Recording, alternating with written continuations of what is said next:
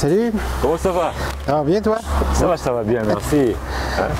Alors, merci de nous recevoir chez toi en cette belle journée. Alors, donc, nous allons parler fiscalité et impôts. Mais avant tout, peut-être que tu vas nous parler de ton parcours.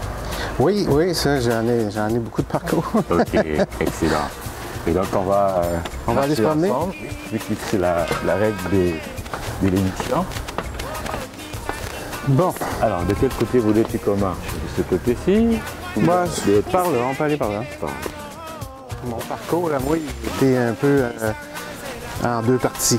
Ok, c'est-à-dire, quand tu dis deux parties? C'est parce que lorsqu'il est venu le choix de savoir qu'est-ce que je vais faire dans la vie, déjà, à l'âge de 7 ans, j'avais dit à ma mère, je vais être un chef de cuisine. Ah, c'est très bien ça. Ouais. Puis, en secondaire 4, à ce moment-là, il y avait les troncs communs qu'on appelait les professionnels longs, professionnels courts. Et je regardais les emplois puis tout, et je suis tombé sur comptabilité. Puis tout de suite, là, ça m'a comme accroché, mais là, je me suis dit, ah, fuck, encore des maths. Là, j'étais écœuré des maths. Non, moi, j'ai dit, je devrais être chef cuisinier. Alors, je me suis inscrit à l'Institut de tourisme et hôtellerie du Québec. OK. Ça, c'était en quelle année, ça? C'était en 76. 76. J'ai rentré là en 76. Et là, je dois dire qu'aujourd'hui, je peux en parler comme ça, parce que dans le temps, je savais pas, là, tu sais, j'apprenais, là. Mais la cuisine, c'était pas inné. Hein? Il a fallu que je l'apprenne, que ça me rentre dedans. Ça a pris plusieurs années d'expérience avant que je sois à l'aise dans le domaine. Sauf que ce que j'ai remarqué, c'est que les meilleurs cours que j'ai eus à l'Institut de tourisme et d'hôtellerie dans ma formation, c'est comptabilité et chimie. Okay. Ce qui est complètement différent à l'opposé que de faire de la cuisine, tu comprends? Et avec le temps, ben, comme on était les nouveaux, l'Institut de tourisme d'hôtellerie venait d'ouvrir. Déjà là, à 19 ans, j'étais chef de cuisine dans un centre de ski. Wow. Et là, il y avait la paperasse administrative, faire les commandes, faire les faux de casse, gérer le personnel et tout ça. Puis ça, on n'avait pas appris ça vraiment là, dans ces cours-là. C'était plus axé sur la cuisine. Puis le volet comptabilité, c'était un peu aussi pour voir un peu les chiffres, comment ça se promène. Mais c'était pas pointu là, comme formation. Mais j'étais très à l'aise, puis ça, j'ai aimé ça tout de suite. La gérance, là, j'ai aimé ça tout de suite.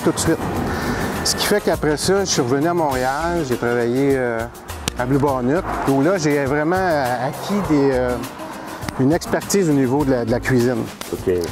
Ensuite, je suis devenu directeur d'un service alimentaire. Et là, j'avais la comptabilité, les conciliations de caisse, la gestion de 12 personnes. Et là, ça, j'ai adoré ce métier-là. Mais comme mon patron à moi, il était à CGA, CA, nommé tout, il avait tous les titres, je trouvais qu'il savait plus compter que moi. OK. Quand tu dis qu'il savait plus compter, c'est pour calculer une recette, le coût d'une recette, là, pour avoir le bon prix d'une recette. Lui, il y avait d'autres méthodes qu'on m'avait appris à l'école, qui c'était des méthodes basiques, puis c'était pas vraiment précis, puis ça donnait pas ce que c'était supposé de donner, tu sais. OK. Fait que là, je me suis inscrit à une technique administrative. Mais là, j'ai commencé à faire des impôts. OK. Comme ça. Alors, la première... Oui. Et là, j'ai pris, pour commencer, là, parce que j'étais pas sûr de moi, j'ai pris comptabilité 1. Pourquoi? Ben, parce que c'est la base, ça commence là. La comptabilité, ça commence avec comptabilité 1. Les notions débit-crédit, un peu comment les transactions se promènent au niveau des chiffres sur le feuille de comptabilité. Et ça a rentré comme ça. J'ai eu 95 dans mon bulletin. Wow. J'ai pas besoin de faire d'efforts, contrairement quand j'ai appris la cuisine, où là, il a fallu que ça me rentre dedans. Et là, j'ai trouvé ça facile. Alors, tout de suite, j'ai commencé à temps plein. Comptabilité 2, 3 et 4. Sauf que là, je travaillais comme directeur de service alimentaire, ce qui fait que là, j'ai été au cours du soir, ça a été un peu long. OK. Quand j'ai suivi le cours de fiscalité au cégep, c'était un cours qui était universitaire quand même, parce qu'il était quand même 60 heures, puis c'était beaucoup de théorie. Là. Le livre était pas de même, toute la loi fiscale, etc. Ça, j'ai passé avec 80. Puis tout de suite après, je me suis dit, pourquoi j'en ferais pas pour les gens? Et si j'ai bien compris sans te couper, tu le faisais en, comment dirais-je, en alternance. Oui. C'est-à-dire, tu avais ton emploi. Oui. À temps plein. À temps plein. Puis même plus qu'à temps plein, parce que c'était pas un 40 heures. Quand tu es directeur, là, tu es là plus souvent. Des fois, les fins de semaine, quand il y a des parties, s'il y a un problème, on t'appelle, il faut que tu te rendes sur place. Je faisais au moins 60 heures semaine facilement. OK. Fait que les fins de semaine, j'étais occupé à étudier. On est au mois de février. Ça marche pas. Ouais. C'est la première semaine de mars que le boom arrive. C'est ça, je l'ai su l'année d'après. Et ben. L'année d'après, je me suis dit, je vais mettre 8 semaines d'annonce, là, on verra ce qui arrivera. Peu importe. Et là, j'en ai fait 100. 100, OK. Fait que je suis parti de 1 à 100. L'année d'ensuite, j'en ai fait 250. Et là, la TED est arrivée, les transmissions électroniques. Là, tout de suite, je me suis converti à ce système-là. OK.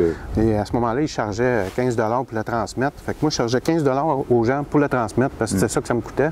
Je faisais pas une scène avec ça, mais au moins, j'étais comme à la page. Tu sais, je suivais la tendance. Là, tu sais. Dans l'appartement, ça, c'est en 91. 91. Là, c'est là que j'ai démarré le nom Garot Impôt enregistré. Jacques, place à la deuxième partie de l'émission. Donc là, nous allons parler Garot Impôt. C'est quoi Garot Impôt? Garot Impôt, c'est une entreprise enregistrée que j'ai démarré en 91 parce que ce qui a fait sortir ce démarrage-là, c'est que je trouvais ça aberrant que des gens payent 80 pour un rapport d'impôt. Je me suis dit, ça prend 15-20 minutes à faire, puis je vois pas vraiment c'est quoi les coûts exorbitants là-dessus. Quelque part, c'était aussi pour aider les plus démunis, puis la classe moyenne à ne pas payer un prix exorbitant. Puis moi, en même temps, ça m'apportait une expertise sur le volume. Et de voir plusieurs rapports d'impôts différents, ça m'apportait une idée globale de ce que c'était que la fiscalité canadienne. Alors Jacques, quels sont les services proposés par Garot Impôt? C'est un service de comptabilité générale, un service de paye et un service de fiscalité. La comptabilité générale, on fait autant les incorporations que les compagnies enregistrées ou les travailleurs autonomes, de n'importe quel type. Si on pouvait dresser une photo de ta clientèle cible, ce serait... Au niveau de la fiscalité, bien ça, c'est tout type de fiscalité. En général, c'est monsieur tout le monde. C'est-à-dire?